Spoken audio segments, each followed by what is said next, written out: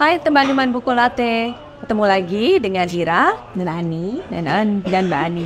Kita kali ini akan membahas sebuah buku biru nih, judulnya The Universe and the Teacup. Saran dikit nih buat teman-teman sebelum mulai ngobrol ini, persiapkan dulu a cup of tea, buku yang menyenangkan untuk dibaca sambil nyantai-nyantai minum teh. Untuk lebih bisa mengerti isinya. Karena ini sebetulnya buku tentang matematika, yang mana kalau dilihat sekilas bukan buku matematika pada umumnya karena nggak ada formulanya, nggak ada rumus-rumusnya, bahkan mungkin sangat sedikit ada malah angka-angkanya ya Mbak ya.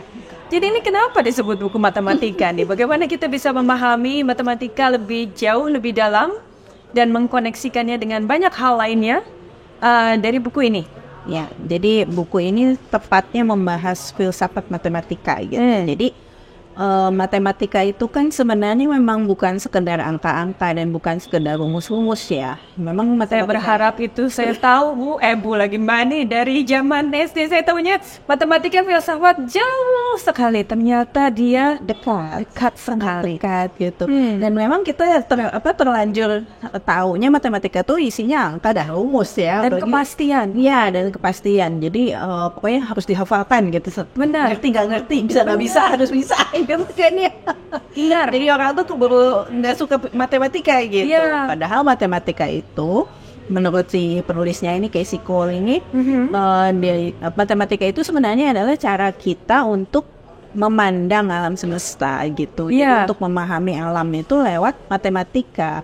Iya. Gitu. Bahkan katanya tuh semua hal di alam semesta ini gitu akan nampak keindahan dan benarnya itu kalau lewat matematika gitu. Makanya di bawahnya ditulisin kan Mathematics of Truth and Youth and Beauty gitu. Jadi menurut dia kebenaran itu bukan cuma sekedar benar tapi juga pasti indah, katanya itu begitu. Nah ini yang membuat kita jadi bertanya-tanya emang seperti apa sih gitu keindahan matematika gitu kan, bukannya keseraman matematika. Ini berarti untuk yang akan menjadi orang tua dan akan menjadi guru penting sekali membaca buku ini, karena sebetulnya matematika bukan begitu diperkenalkan ya, bahwa sesuatu yang menakutkan, sesuatu yang harus precise antara benar dan salah. Enggak, sebenarnya matematika adalah jauh lebih besar daripada itu, sebuah bahasa untuk menerangkan the universe. Iya. Jadi matematika itu buat menggali sebenarnya gitu. Jadi seperti kacamata. Dengan kacamata matematika kita akan bisa menemukan hubungan-hubungan yang tersembunyi di alam semesta ini. Dan semua itu diekspresikan oleh lewat angka-angka. Menurut dia, dan itu yang harusnya kita sadari sebagai manusia gitu. Jadi jangan menganggap matematika itu sekedar hitungan saja. Benar. Angka-angka, pola, ya, hubungan, terus simetri, kebersamaan, ada proporsi, ada skala, itu semua yang penting dari matematika itu. Menarik sekali. Ini siapa pengarangnya, bisa diceritakan lebih jauh? Siapa Casey Cole ini? Kita belum pernah ya kayaknya membahas buku dia sebelumnya ya, belum. di buku latte. Ya, jadi dia ini ternyata perempuan ibu-ibu. Jadi dia itu sebenarnya jurnalis. Ya, jadi dia lulus dari sekolah komunikasi politik sebenarnya. Oh, oke. Jadi tadinya dia lebih banyak menulis tentang politik, tentang wanita, pergerakan wanita gitu ya. Nah, terus sampai akhirnya dia bertemu dengan Frank Oppenheimer. Namanya jadi familiar nih karena filmnya kita baru tonton ya. Iya, betul. That Oppenheimer? Ini bukan, ternyata bukan. Oke. Bukan yang di film itu. Bukan yang di film, tapi adiknya. Oke. Ya, jadi yang di film kan Robert Oppenheimer. Nah, Frank ini adalah adiknya. Ya. Ini sama-sama ahli fisika juga gitu. Dan Frank Oppenheimer ini jadi membuka dunia baru terhadap si Cole ini, Casey Cole gitu. Maksudnya dengan hubungan dia berteman dengan Oppenheimer ini, akhirnya Cole itu jadi tertarik pada sains. Ya, sampai akhirnya dia tuh belajar sendiri katanya. Belajar sendiri tentang sains.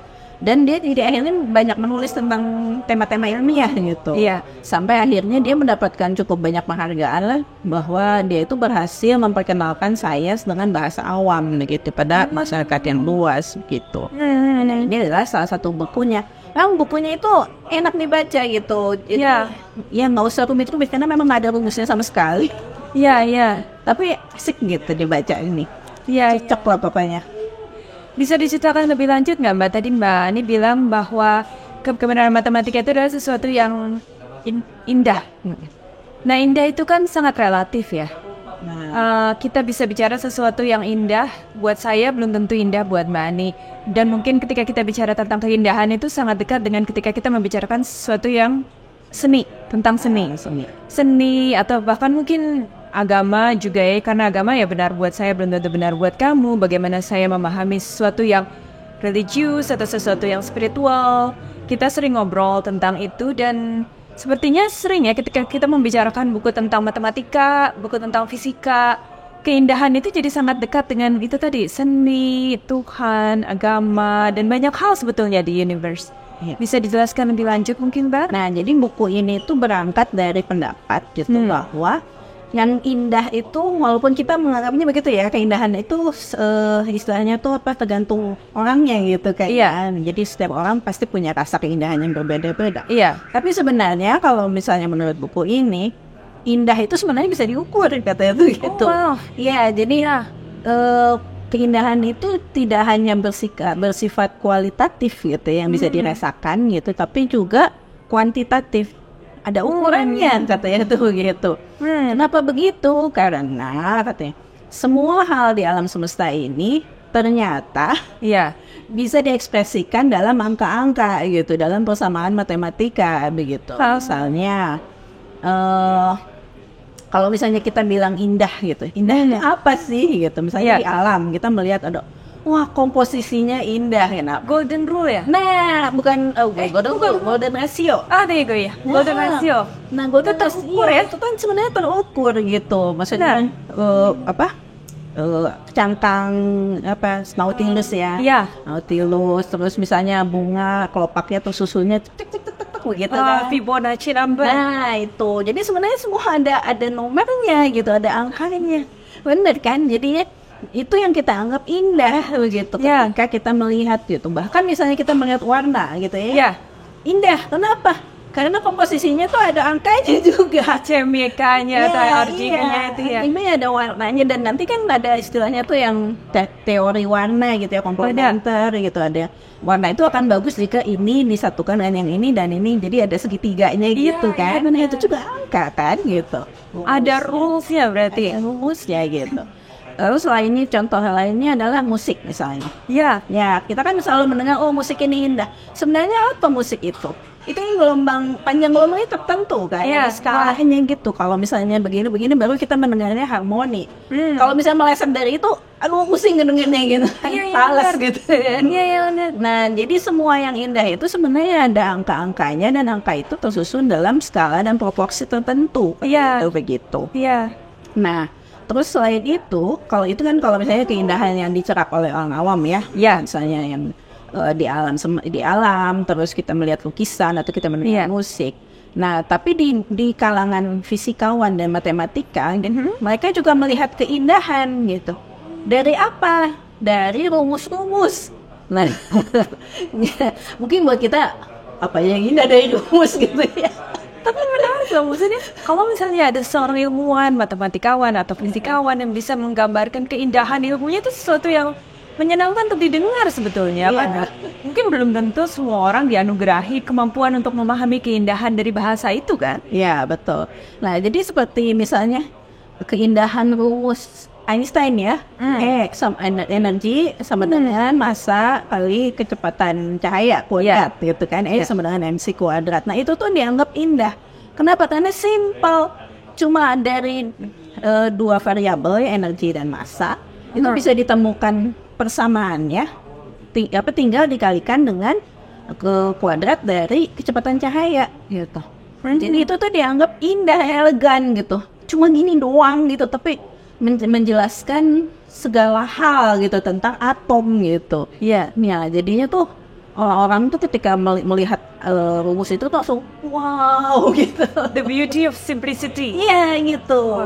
Jadi ada simetri kan, dibilangin simetri. Persamaan itu kan sebenarnya simetri kan, antara ini dengan ini gitu. Atau misalnya antara tekanan gitu kan, dengan luas area yang ditekan, gitu. XV sama dengan M per A itu Hebatnya sih gitu. F sama dengan M kali A itu ya. Mari kita buka kembali buku rumus-rumus ini, karena ternyata sekarang kita mengerti kenapa kita perlu tahu rumus itu, atau dari mana datangnya rumus itu. Karena dari simetri itu. Iya, jadi simetri, maksudnya simetri itu adalah bukan cuma sekedar, kalau simetri kita kan Kiri kanan sama atau sama gitu. Atau bisa diputar-putar masih tetap sama. Iya. Gitu. Bukan hanya itu. Bukan hanya itu, tapi bagaimana hubungan antara suatu elemen dengan elemen lain di dalam alam semesta. Itulah makanya kenapa kan kita udah bahas berapa kali ya, ahli fisika itu sekarang sedang berusaha mencari theory of everything gitu kan. Theory of everything. Itu sebenarnya apa sih? Jadi kan di alam semesta ini ditemukan ada 4 gaya yang mengaturnya gitu kan. Gaya nuklir kuat, gaya nuklir lemah, elektromagnetik ya, terus sama satu lagi gravitasi. Nah sekarang itu yang 3 sudah bisa berhasil disatukan dalam satu rumus persamaan gitu. Nah tapi gravitasi belum. Nah makanya mereka tuh menganggap seandainya gravitasi itu sudah berhasil dibikin satu persamaan, maka ini adalah menjelaskan segalanya di alam semesta. Kok bisa segalanya? Ya karena segala di alam semesta ini kan dibentuknya dari atom, begitu kan? Dan atom itu bisa menyatu menjadi atom karena ada gaya-gaya. Gaya-gaya itu. Nah, jadi kalau misalnya gaya-gaya itu berhasil ada persamaannya, ada simetrinya bahwa yang ini kali sekian, ini kali sekian gitu kan. Berhasil, nah berarti itu adalah menjelaskan semua yang terjadi di alam semesta, begitu. Itu yang disebut theory of everything. Dan sekarang ini belum ketemu. Cuma mereka tuh semua bakalan begini. Kalau misalnya pun ketemu, rumus itu pasti indah dan simple gitu. Pasti akan jadi katanya nggak akan lebih panjang daripada setengah kertas A4 katanya tuh gitu. Ya EM sekuadrat aja pendek kan ya. Iya. Nah itu pun paling sama dengan sekian selesai gitu. Kalau menurut dia, jadi menurut mereka itu, menurut fisika itu pasti kalau misalnya ketemu rumusnya pasti indah katanya tuh. Iya. Bagaimana hubungannya dengan kalau tadi yang diceritakan oleh Mbak Ani kan sesuatu yang indah itu bisa terukur, bisa diukur.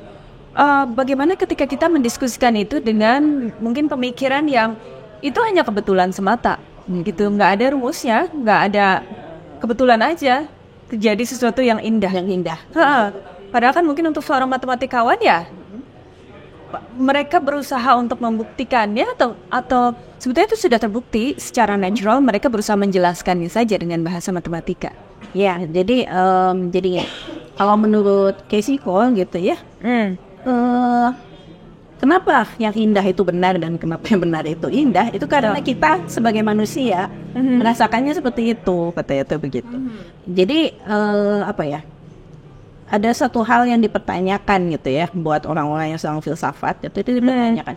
Kenapa alam semesta ini sedemikian pas dengan rumus-rumus matematika? Gitu. Ya, kenapa kok semua hal di alam semesta ini tuh bisa dijelaskan dengan bagus gitu kalau misalnya dengan matematika begitu. Itu sempat dipertanyakan juga. Makanya kenapa sempat ada yang menulis buku bahwa jangan-jangan Tuhan itu ahli matematika gitu. Dan dia sengaja menciptakan alam semesta yang memuat rumus-rumus matematika supaya manusia seperti kita tuh bisa memahami begitu alam semesta gitu. Yang ingin memahami bisa memahami, ketika tidak ingin jadi makanya that's also like this itu juga adalah sebuah secret, rahasia untuk memahami keindahan. Perlu mau dulu ya. Iya juga. Perlu mau dulu. Mau belajar dan mau menggali. Kan belum semuanya ketemu. Belum. Tapi itu tuh seperti apa ya? Harus curious juga, pengen tahu, terus memahami, bisa memahami. Jadi ahli fisika tuh bilangnya gini, seolah-olah Tuhan itu memberi jejak-jejak, breadcrumbs, kan istilahnya ya. Jadi di kisahnya Hansel Gretel ya, supaya bisa pulang gitu. Jangan bikin Hansel Gretel juga filsafat dikasih breadcrumbs gitu kan buat jejak gitu. Jadi seolah-olah tuh manusia tuh dikasih jejak sedikit gitu lewat matematika untuk bisa pulang kepada Tuhan gitu. Kalau menurut Ya. para fisikawan begitu. Iya, Ya, menarik sekali ketika kita membahas matematika, agama, spiritual ternyata bisa nyambung di satu titik wadah. ya itu wadah. Maksudnya lewat matematika ternyata kita bisa memahami ya keindahan dan juga kebenaran agama. Oh ya, dan menarik tuh yang masalah golden ratio ya. Di sini ada satu bab yang membahas tentang matematika. Maksudnya gini, dia membilang gini, bukan golden ratio, golden rule. Golden rule ya. Jadi kan ada golden rule yang kita semua mengakui ya, bahwa jangan melakukan hal yang tidak kita sukai kepada orang lain, begitu kan? Jadi golden rule itu adalah sebuah tuntunan moral gitu kan ya. Jangan sampai kita menyakiti orang lain, karena kita juga pasti nggak suka disakiti seperti itu. Nah, itu kan adalah golden rule yang kayaknya itu melintasi semua agama. Kayak semua agama pasti dasarnya itu kan ya, dasar kemanusiaan tuh itu. Nah, menurut si Kesiko gitu, itu sebenarnya kalau misalnya dilihat dengan bahasa matematika, golden rule ini berarti simetri katanya tuh gitu. Jadi ini adalah sebuah persamaan yang timbal balik, ya kan? Kita tidak melakukan hal buruk supaya orang lain tidak melakukan hal buruk pada kita gitu. Jadi ini adalah sebuah simetri katanya. Dan simetri ini ternyata menjadi dasar untuk kehidupan kita bersama, untuk survival kita, katanya tuh begitu. Ngomong-ngomong survival, jadi biasanya orang tuh dengarnya survival for the fittest. Yeah, we have to be like the strongest, the fastest, the biggest, supaya bisa survive. Ya, Tapi itu berarti teori evolusi begitu. Ya, teori evolusi seperti itu, yang mana kan sudah ada di situ selama beratus-ratus tahun. Berarti ini ada lagi pemikiran yang lain bahwa bukan begitu, bukan survive sendiri berarti ya. Jadi kuncinya bukan itu. Jadi ternyata manusia, bukan cuma manusia, binatang juga gitu ya. Pokoknya hampir semua organisme gitu ya, bahkan yang bersel satu pun gitu kayaknya. Mereka tuh bisa survive di bumi itu karena apa? Karena mereka membentuk jaringan bekerja sama gitu. Dan semakin efektif mereka bekerja sama, semakin baguslah mereka bisa survive begitu. Secara bersama, nggak sendiri-sendiri lagi. Ya, nah ini jadi mengingatkan lagi sama buku Sapiens. Ya benar, episode awal buku Latte silakan dilihat kembali. Mas Yuval sudah pernah membahas ini ya. Iya, bahwa katanya kan keuntungan Sapiens dibandingkan dengan spesies lain adalah kemampuan mereka untuk, maksudnya kemampuan kita, Sapiensian kita gitu.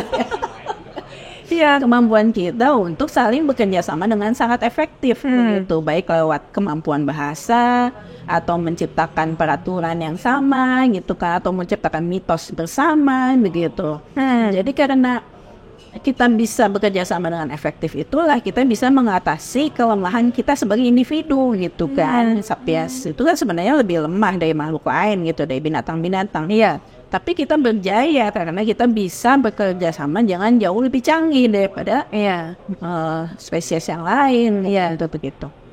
Ini jadi membuka pikiran juga ya kita gitu, bahwa ternyata kerjasama kuncinya bukan kehebatan gitu. Jadi bukan individu, tapi bagaimana kita bisa bekerja sama di masyarakat. Dan ternyata kita bisa bekerja sama itu kan karena kita saling menghormati, kan, saling menyayangi, golden rules tadi gitu kan. Nah itu, jadi keindahan matematika tuh bukan hanya indah, tapi juga benar dan perlu buat kita bertahan hidup gitu menurut Kesiko itu. Menarik sekali ini teman-teman, silahkan dibaca. Bukan untuk membaca sesuatu yang very scientific, matematika, memahami rumus-rumus, tapi justru lebih membantu kita memahami siapa sih sebetulnya diri kita sebagai manusia ya? Iya begitu. Jadi bagaimana kedudukan kita di alam, terus sebenarnya alam semesta itu apa, terbuat dari apa sih gitu kan? Kan kita selalu penasaran kan? Mau ahli fisika lah, mau ahli matematika lah gitu, atau misalnya ahli agama kan, semuanya pengen tahu sebenarnya kita itu alam itu apa, dan apa kedudukan kita di situ gitu kan? Ya, jadi dengan lewat matematika ternyata bisa mulai dijernihkan gitu masalah-masalah ini gitu, bisa dijawab. Oke, teman-teman buku latte, silahkan dibaca buku ini. Sudah menjadi koleksi buku latte juga ya. Bisa dibaca di Room 19. Nanti mungkin ketika ke Bandung ini udah kita taruh di Room 19, silahkan diakses. Tapi banyak juga ya buku matematika lainnya, yang mana semoga para sahabat buku latte bisa membaca buku matematika tuh bukan lagi-lagi tuh bukan untuk membaca rumusnya atau formulasinya saja, tapi lebih untuk memahami siapa diri kita, bagaimana kita berinteraksi dengan orang lain dan membuat sebuah komunitas yang meaningful dan survive bersama berarti. Betul. Oke, iya. Ada lagi Mbak Ani yang ingin ditambahkan untuk buku Universe and the Teacup? Kayaknya itu, tapi ada ini sih yang menarik tentang Tuhan, mungkin saya cerita sedikit aja ya. Nah, jadi di buku ini tuh dijelaskan mengenai dimensi dan ruang gitu ya. Nah, jadi dia bilang begini,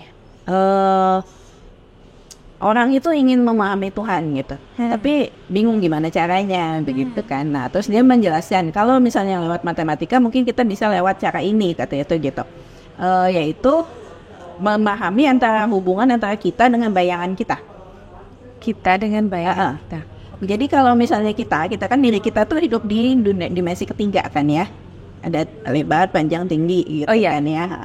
Nah, bayangan kita yang jatuh di lantai itu hidup di dimensi dua dimensi maksudnya. Kita 3 dimensi, itu 2 dimensi.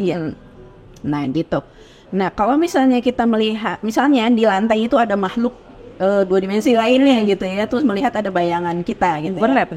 Bukan overlap, maksudnya dia pasti bingung, ini apa ya gitu. Begitu. Kadang-kadang benda ini panjang kelihatannya. Kalau misalnya kita berdiri di matahari pagi kan, jadi panjang bayangannya, terus dia bingung, apa sih panjang gitu.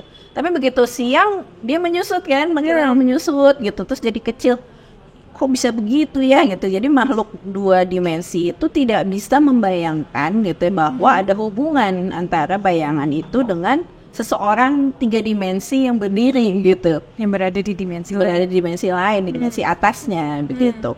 Jadi orang 2 dimensi ini mesti kebingungan gitu. Tapi kalau misalnya dia tahu hubungannya gitu, jadi buat dia pasti tidak aneh lagi gitu kan ya. Nah, jadi gini, manusia sekarang itu, para fisikawan, para matematikawan gitu, sering menemukan masalah-masalah yang nggak bisa dipahami gitu. Kesannya tuh nggak ada penjelasannya gitu. Kalau misalnya pemikiran kita berhenti di dimensi kita aja gitu. Tapi jika masalah itu dicoba dibawa ke dimensi yang lebih tinggi gitu ya, nanti ketemu hubungannya gitu. Nah, jadi baru ada penjelasannya kalau misalnya kita membayangkan bahwa masalah yang kita temui ini adalah cerminan dari sesuatu yang terjadi di dimensi yang lebih tinggi. Tapi kita nggak tahu kan, karena kita hidupnya di dimensi ini, kita nggak tahu cermin benda yang lebih tinggi itu seperti apa. Kita cuma bisa melihat jejak-jejaknya. Makanya fisikawan dan matematikawan ini berusaha membangun si koneksinya itu gitu, dari jejak-jejak yang ditinggalkan. Nah, jadi kalau misalnya kata fisiko, ya kita tinggal lompat aja. Kalau misalnya ke Tuhan butuh berapa kali lompatan, katanya itu begitu.